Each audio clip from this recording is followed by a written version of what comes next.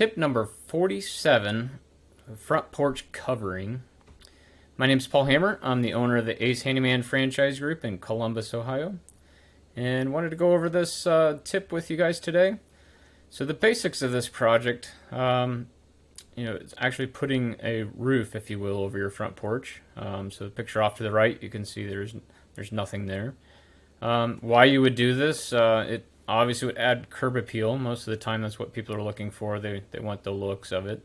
Some other benefits: if it's big enough, you can actually create a more living space, some place to sit out of the sun or out of the rain. It protects your guests, or maybe the people you don't want knocking on your door, but protects those people that are knocking on your door when it's raining or snowing or whatnot. And then it also protects your door from rain and snow. We get a lot of calls for rotten door jambs and things, so it does protect that, which is an opening to your house, and it has lots of places for water to penetrate. A few things to understand. So I did a little drawing over here of a little roof and some posts going down onto the patio. So a structural build. So say what?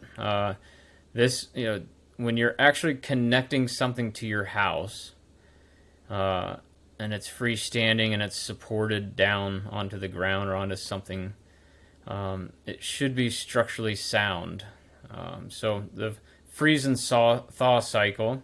Here I have an illustration. So the blue line's up, yellow line's down. So we know that when water freezes, it expands. So in the wintertime, the soil actually expands and it freezes. And it has enough that it would actually lift, it could potentially lift this concrete. And you might say, well, it's never moved. But we're only talking millimeters, centimeters, quarter inch. It doesn't have to move a lot. And if you build a structure here that's connected to your house and this thing's moving all winter, over time, that's going to work itself loose. You're going to get water penetration into the wall, leaks, wood rot, these kind of things. So that's what it can do to your home. It creates some damage long term. So connection to your house, but it's not supported or moving on your porch. So if you Google wood awning front door and you go to their images, and that's what I did here. There's a screenshot of that. There's 28 million images. But you see here some of these that they're more awnings. Like this one here actually has posts going down holding up this roof structure. These here, the roof is supported onto the house, so you don't have to worry about whether your porch is on a structural foundation or not. So some other things to consider when you're looking at this project: your HOA, city zoning, historical architectural reviews if your home is in a historical area. And then also, if you're talking big enough, like sometimes we get two-story, the whole grand entryway. If you're talking that, you need architectural drawings and permits and whatnot. So pricing and budget range. So an awning, like what we were looking at before, that's just attached to the house. Usually it's flashed onto the house, so where it connects to the house, there's waterproofing that wraps up behind your siding and waterproofing, and then out over the new roof, if you will. And then it gets mounted to the house. That can be as little as maybe $1,500 up to $5,000. You can buy kits. We can custom build something, and so that's you can supply the materials, and it's just labor. I mean, it might only be a few hours for us to mount something onto a house. Structurally built, maybe starts at $4,000, could go up to $10,000, could even be more. But that's something we could take a look at, and again, we'd have to consider what we're building onto and how that would work. And then, larger, more involved, like I said, two-story, grand entryways, 10,000. I mean, you could spend 50,000, 100,000, of course, building something like that.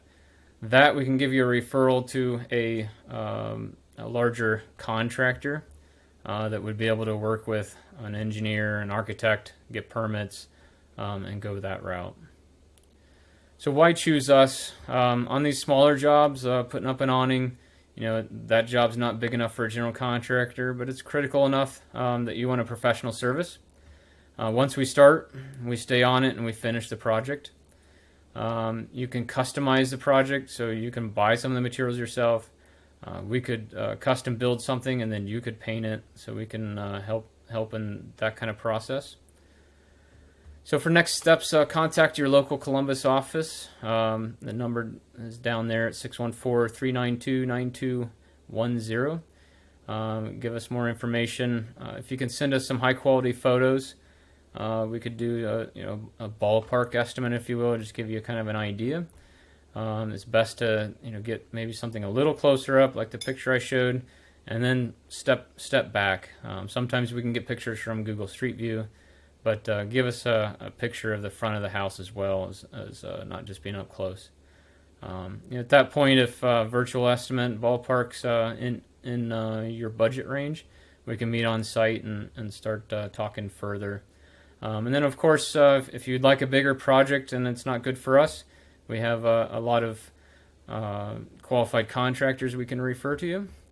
And so we can go from there. But you can check us out at acehandymanservices.com, or again, give us a call 614-392-9210, and you'll be able to choose your local office here in Columbus. And of course, if you like this video and it was helpful, please like it and help me build some of this following.